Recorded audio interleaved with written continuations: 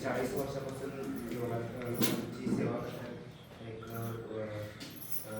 रुग्ण म्हणून विचार करतात.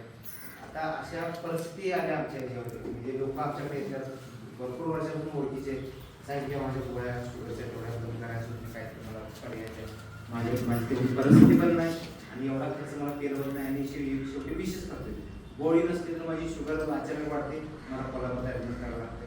मग अशा जिथं आपण आपल्या सर्व गोष्टी बंद पडतात, जिथं सर्व औषध उपचार सगळे बंद पडतात, तिथं हा किंगाणा वाटला आपल्याला शेवटचा पर्याय म्हणून आहे.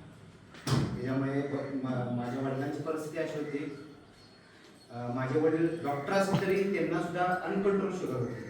450-500 साखर होती, बीपीच्या गोळ्या चालू होत्या, शुगरची गोळी चालू आहे, थायरॉइडच्या शुगरची सकाळी टिनाग्लिप्टिन आणि डॅपाग्लिफोझोन गोळ्या सकाळी नाश्त्यानंतर एक गोळी चालू. दुपारी जेवणानंतर ग्लायकोमेट GP2 गोळी सकाळी जेवणानंतर, रात्री जेवणानंतर आणि इन्सुलिन सकाळी 18 युनिट आणि संध्याकाळी 16 युनिट असं चालू होतं. मग मी बांबोड्यात एक किंगाणा वॉटर सेंटर होतं, तिथून मी पाणी विकत त्यांच्यासाठी घेऊन यायचं. म्हणजे आम्ही डॉक्टर असून आम्ही त्याच्यावर पहिला ट्राय केला, पाणी घेऊन यायचं वडिलांना ते द्यायचं. हळूहळू त्यांच्यात थोडा फरक पडला पण एवढा, म्हणजे ते मला काय म्हणते, तर तुम्ही जो पण स्वतःच्या घरात एक मशीन बसवत नाही तो पण तुम्हाला ह्याचा प्रॉपर जो पाहिजे तो रिझल्ट येणार नाही. मग अचानक एवढे 2-2.5-3 लाख मशीन एवढे पैसे कुठनं घालायचे. मग आम्ही काय केलं, एक अशी ओळख काढून कोणी मशीन घेतले त्यांचा शोध घेऊन त्याच्या मागे जाऊन सर आम्हाला मशीन पाहिजे, आमच्या वडिलांसाठी पाहिजे, तुम्ही मशीन नवीन आणले आम्हाला भाड्याने द्या. त्याचं काय असेल ते भाडं देतो आम्ही. 15,000 रुपये भाड्यानं 3 महिन्यासाठी माझ्या घरात मी हे मशीन बसवलं. 3 महिन्यात एवढा एक्सलंट रिझल्ट आला माझ्या वडिलांना. बीपीची शुगरच्या सगळ्या गोळ्या बंद झाल्या, जी सगळ्या नाश्त्यानंतर होती, दुपारी जेवणानंतर होती, रात्री जेवणानंतर होती, 3 गोळ्या बंद झाल्या. इन्सुलिन सकाळी 18 युनिट होतं, संध्याकाळी 16 युनिट होतं. ते इन्सुलिन आता फक्त 6 युनिट सकाळी 6 युनिट संध्याकाळी घेतात. तेव्हा मी मशीन बुक केलं, मशीन मागवलं. माझ्या घरात आता 2 मशीन आहेत. त्या आजूबाजूच्या गावात माझ्याकडे पेशंट काय काय येतात क्रॉनिक आजाराच्या ह्याच्यामध्ये. कोकणीची लाळेवाडीमध्ये एक यादव म्हणून पेशंट आहे, त्यांचा मामा आहे, त्यांना पेनिसचा कॅन्सर झाला.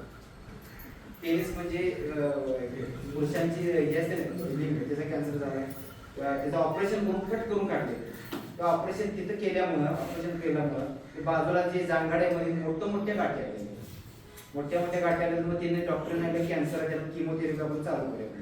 मग किमो आणि रेडिओथेरपीचे 16-18 सेशन झाले त्यांच्यावर. त्याच्यामध्ये त्या अवधानाचे फुगून फुटले ते.